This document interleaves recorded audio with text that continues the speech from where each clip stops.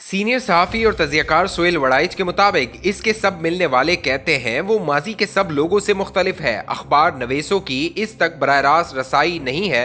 बिलवास्ता तौर पर इसके मिलने वालों के तासुरात हम तक पहुँचते रहते हैं। अभी तक इसे बराह रास्त मिलने और सुनने का इत्तफाक नहीं हुआ है, मगर सहाफ़ियाना तजस्सुस मजबूर करता है कि इसके बारे में ज़्यादा से ज़्यादा जानें, इस बात की खोज लगाएं कि इसके ख्यालात क्या हैं, वो कैसा पाकिस्तान चाहता है। जनरल बाजवा से तो शुरू में 2-3 मुलाकातों का मौका मिल गया था। चुनाचा मैंने बाजवा डॉक्ट्राइन के उन्वान से मजमून लिख दिया था, जिस पर मुझे बाद में बिलावल भुट्टो ने बताया कि वो ये मजमून पढ़कर जनरल बाजवा के अज़ाइम जान गए थे और 2018 की इंतखाबी मुहिम इसी मजमून को सामने रखकर चलाते रहे थे। ये अलग बात है कि बाजवा डॉक्ट्राइन के शाया होने के अगले रोज तो इस वक्त की मुक्तदरा बड़ी खुश हुई, लेकिन 2-3 रोज बाद से ऐसी नाराज हुई कि जनरल बाजवा के बाकी 5.5 साल इनसे एक भी मुलाकात मुमकिन न हो सकी। एक इंतहाई अहम जरिए ने जनरल मुशर्रफ और इसका तकाबुल करते हुए बताया कि जिस दिन जनरल मुशर्रफ को फौज का सरबराह मुकर्रर किया गया, वो इंतहाई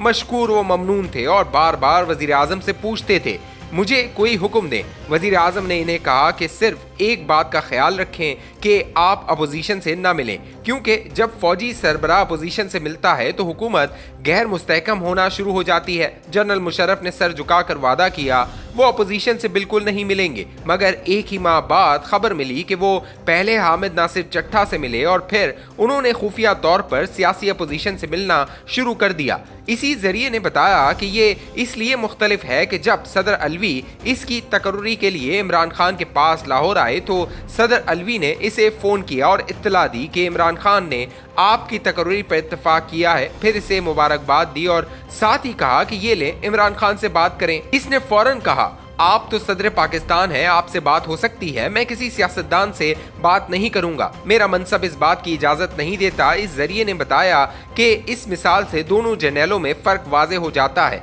एक और अहम जरिए ने बताया कि वो ज़ाती तशहीर से गुरेज़ा हैं, कोई इसके साथ अपनी तस्वीर लगा दे तो इसे बुरा लगता है। इसने अपने रिश्तेदारों को भी फ्री हैंड नहीं दिया, बल्कि इन्हें भी कहता है कि कोई मुतालबा न करना। इसे अपने पुराने और ज़ाती दोस्तों की महफिल पसंद है, मशवरे भी इन्हीं से करता है। अहम जरिए ने जनरल राहिल शरीफ और इसका तकाबुल करते हुए बताया कि दोनों में ज़मीन आसमान का फ़र्क है। जनरल राहिल शरीफ को जनरल बाजवा दर्शनी जर्नैल कहते थे, जबकि इस अहम जरिए ने इन्हें भोले बादशाह करार दिया जो बगैर कोई जंग लड़े फील्ड मार्शल बनने के मुतमन्नी थे।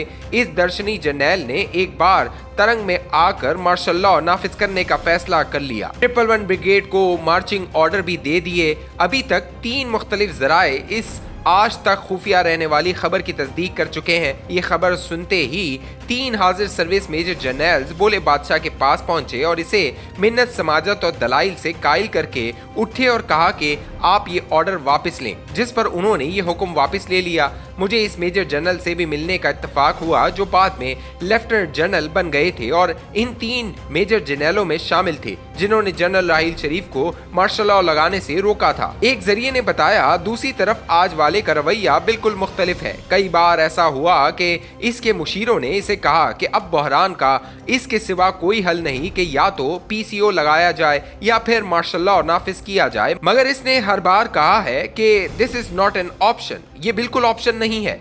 इसके मुलाकाती बताते हैं कि आज वाला डॉजी नहीं है, वो जो कहता है वही करता है, जबकि जनरल बाजवा कहते कुछ थे और करते कुछ थे। एक जरिए ने मुझे बताया था कि 2018 के इलेक्शन से पहले जनरल बाजवा तहरीक इंसाफ को इक्तदार में लाने के पूरे प्लान पर अमल पैरा थे और दूसरी तरफ इलेक्शन से चंद दिन पहले शहबाज शरीफ से इनकी मुमकिना काबीना के नामों पर बहस कर रहे थे। यहाँ तक कहा गया कि डार साहब को काबीना में शामिल करेंगे तो इसके क्या नताइज होंगे। जनरल बाजवा के इरादे और थे और वो कहते कुछ और थे। सियासी जराए ये भी कहते हैं कि सियासी लीडर जनरल बाजवा से मुलाकात करते थे, भली भली मुलाकात होती थी, मीठी मीठी बातें होती थी और वो सियासतदान दूसरे दिन घर पहुंचता था तो गिरफ्तार हो जाता था। इसहाक डार ने मुझे लंदन में बताया था कि नवाज शरीफ की हुकूमत रुखसत करने के बाद भी जनरल बाजवा और जनरल फैज हमीद तादेर इनसे राब्ते में रहे और वादे करते रहे कि इनके खिलाफ मुकदमात खत्म हो जाएंगे, लेकिन अंदर ही अंदर वो हर वक्त इनके खिलाफ खिलाफ बातें करते थे। ये भी बताया जाता है कि वो साफ, शफाफ और दयानतदार हैं और जनरल कियानी की तरह नहीं, जिनके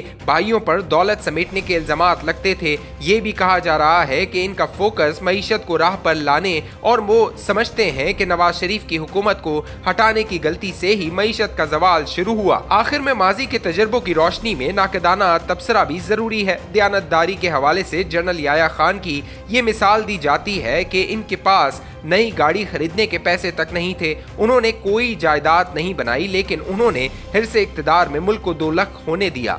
हम इनकी ईमानदारी को देखें या इनके नाकिस फैसलों को, मेरा ख्याल है हमें इस वक्त भी फैसले ही देखने चाहिए थे और आज वाले के भी फैसले ही तारीख में इसका मुकाम मुतय्यन करेंगे। ज़ाती तौर पर मेरी शुरू से राय है कि जमहूरी और आईनी एतबार से फौज को सियासत में मदाखलत नहीं करनी चाहिए, मगर जनरल कियानी हो या जनरल बाजवा या फिर जनरल राहील शरीफ, सारे ही पसे पर्दा साजिशों में मुलविस रहे। हमीद गुलों, पाशाओं और ज़हीरुल इस्लामों से सब कुछ कौन करवाता रहा? फैज हमीद का निशाना कौन कौन बना? आज पीटीआई और इसके सरबराह ताब का शिकार है। तारीख इमरान खान से तो इनकी गलतियों का हिसाब ले रही है और लेती रहेगी, लेकिन याद रखें कि इसे भी तारीख में अपनी गलतियों पर जवाब देना होगा। वो लाख मुख्तलिफ सही, वो डिसिप्लिन का 100% पाबंद सही, इसकी दयानत मुस्तनद सही, वो मार्शल लॉ का मुखालिफ सही, वो पाकिस्तानी मईशत को बेहतर करने का मुतमन्नी सही। लेकिन असल इम्तिहान तो ये है कि जब वो जाएगा तो पाकिस्तान कल से ज्यादा